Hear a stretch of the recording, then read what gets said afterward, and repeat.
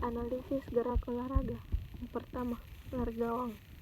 Lari gawang merupakan modifikasi dari nomor lari yang terdiri dari 10 langkah yang panjang, bukannya 10 lompatan.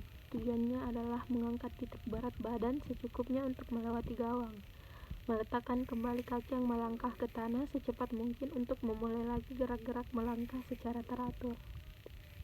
Dalam lari gawang, pandangan mata dipusatkan kepada puncak gawang dengan maksud untuk menekankan bahwa pelari gawang harus hanya menyerempet puncaknya dan dengan demikian menjaga titik berat serendah mungkin.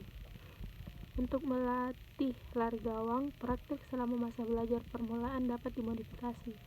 Tinggi gawang dapat diturunkan, jarak antara gawang-gawang dapat dari 10 yard, palang yang mudah lepas untuk mengurangi kekhawatiran jatuh jika gawang tidak dapat dilampaui.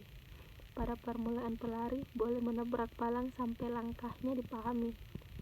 Kemudian palang dapat dilewati jika bentuk sudah benar, palang dapat dinaikkan sampai kepsa tinggi yang semestinya. Yang kedua, sprint. Tujuan pelari adalah menempuh jarak tertentu dengan waktu tempuh sekecil mungkin. Jadi tujuan dasar dalam lari adalah untuk memaksimalkan kecepatan rata-rata lari di jalur lomba. Lari 100 meter berlangsung dengan cepat dan singkat, sehingga menuntut sprinter untuk berlari dengan sebaik mungkin pada semua tahap lari, sehingga tidak dapat melakukan kesalahan sedikit pun yang menyebabkan tertinggal oleh sprinter lain. Tahapan lari 100 meter adalah start, lari, dan finish. Semua tahapan mendapatkan perhatian serius sebagai faktor pendukung pencapaian prestasi. Kemudian yang ketiga, lompat tinggi. Tujuan utama dari lompat tinggi adalah mengangkat badan setinggi mungkin agar dapat melewati mistar. Tinggi lompatan bergantung kepada 3 faktor. Pertama, melompat harus mengembangkan daya angkat sebesar mungkin agar dapat melemparkan badan ke udara dengan kecepatan yang sebenar-benarnya. Tinggi yang dicapai oleh badan sesuai dengan kecepatan yang digunakan untuk meninggalkan tanah. Gaya lompatan ke atas banyak berasal dari kecepatan kontraksi dan kekuatan otot kaki dan telapak kaki untuk menahan gaya tolak yang besar. Kecepatan bukanlah faktor yang terpenting dalam lompatan tinggi, yang terutama adalah kemampuan melenting. Membungkuk dan melenting sebelum lompatan juga memungkinkan kaki mengayun kuat ke atas. Kedua gerakan ini menambah gaya angkat badan prinsip pemindahan momentum dari bagian keseluruhan. Kemudian yang keempat, lompat jauh. Gerak lompat jauh merupakan gerak dari perpaduan antara kecepatan atau speed, kekuatan strength, kelenturan flexibility saat melecut atau menolak, daya tahan endurance, dan kecepatan acceleration saat menumpu di balok pertumpuan. Hal-hal yang harus diperhatikan dalam lompat jauh, yang pertama itu mempertahankan kecepatan sampai saat menolak. Yang kedua, berusahalah mencapai dorongan yang cepat dan dinamis dari balok tumpuan. Yang ketiga, rubahlah sedikit posisi lari bertujuan mencapai posisi lebih tegak. Yang keempat, memanfaatkan gerakan dengan baik. Yang kelima, capailah jangkauan gerak yang baik. Yang keenam, gerak akhir sebaiknya diusahakan sekuat tak mungkin menggunakan tenaga semaksimal mungkin. Yang ketujuh, latihan gerakan pendaratan. Yang kedelapan, kuasai gerak yang betul dari lengan dan kaki untuk mendapat lentingan. Adapun analisis yang dilakukan terhadap faktor-faktor lompat jauh adalah A. Awalan. Awalan dalam lompat jauh merupakan lari dengan percepatan dari start berdiri. Tujuannya awalan pada lompat jauh adalah untuk mendapatkan kecepatan yang setinggi-tingginya sebelum mencapai papan tolakan. Ancangan awalan yang dilakukan pelompat harus secepat mungkin karena 2 atau 3 prestasi lompat jauh tergantung pada ancang-ancang dan sepertiga dari 4. Oleh karena itu, berbagai tahap teknik lompat jauh sangat dipengaruhi unsur kecepatan sprint dan kondisi. Menurut Aib Syarifuddin, cara mengambil awalan bermacam-macam, diantaranya yang pertama itu mencoba berapa kali melakukan awalan sehingga tepat, kemudian baru diukur.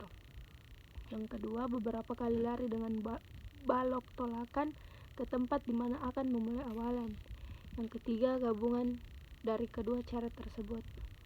Kemudian yang selanjutnya, tolakan. Dalam tolakan, Lompat menempatkan kaki tolakan yang hampir kencang dengan tumitnya. Pada saat itu badan agak condong ke belakang, telapak kaki untuk menolak bergulir ke depan melalui seluruh telapaknya. Kaki tungkai tolak sedikit dibengkokkan sampai kurang lebih 150 derajat dan disusul oleh kaki ayun. Pada waktu itu lengan membuat gerakan yang berlawanan dengan gerakan kakinya. Selanjutnya melayang di udara.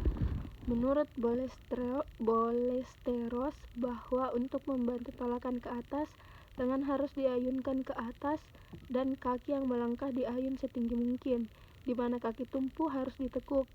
Sesudah kaki tumpu meninggalkan balok tolakan, lutut ditekuk sehingga dapat dibawa ke depan dengan lebih cepat.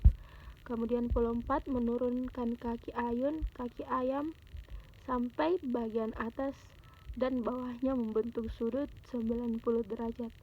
Pada waktu itu juga lepas tapak atau kaki tolak ditarik ke depan di bawah tubuh. Pada waktu yang sama dengan diangkat dan seni rupa dan diluruskan dalam posisi sedikit melengkung. Kemudian yang selanjutnya mendarat. Menurut Gantar, suatu pendaratan yang baik dipersiapkan dan ditentukan dalam fase melayang sebelumnya. Keterampilan dan syarat-syarat yang diperlukan tenaga atau kekuatan otot perut memungkinkan untuk memegang sikap tegak selama mungkin. Otot perut yang kekurangan tenaga selanjutnya mengakibatkan kaki terlalu cepat menurun dan suatu pendaratan yang terlalu dini. Jadi kekuatan otot perut sangat diperlukan untuk membawa tungkai jauh ke depan. Kemudian selanjutnya renang. Yang pertama itu gaya dada. Untuk mendapatkan gerak yang kontinu, yang merupakan penyimpanan energi yang lebih efisien, kaki dan tangan harus bergerak bergantian. Kalau lengan bergerak, kaki istirahat, hambatan akan menjadi lebih besar. Apabila gerak badan dipercepat, kecepatan ini lebih besar dari gaya dada meskipun gaya badannya bertambah. Tentu saja ini merupakan penggunaan energi yang lebih besar dan kurang efisien, kondisi yang sangat diperlukan. B. Start. Seperti halnya dalam lari start merupakan pembatalan keseimbangan dan memberikan gaya yang terbesar melalui jarak yang terjauh. Kaki rapat, jari-jari kaki melewati tapis tembok start dan badan terletak di ujung telapak kaki. Perenang akan mendapatkan keuntungan dalam start apabila ia berayun ke belakang dan tumitnya pada waktu start. Gerakan ini merupakan titik terberat badan ke depan keluar dari dasar penumpu yang menyebabkan badan jatuh karena gravitasi bumi. C. Pembalik. Prinsip-prinsip yang harus diperhatikan dalam pembalik adalah: yang pertama itu badan harus berputar dalam lingkaran yang sekecil-kecilnya, sebab makin pendek radius lingkaran makin besar kecepatan sudutnya dengan gaya yang sama.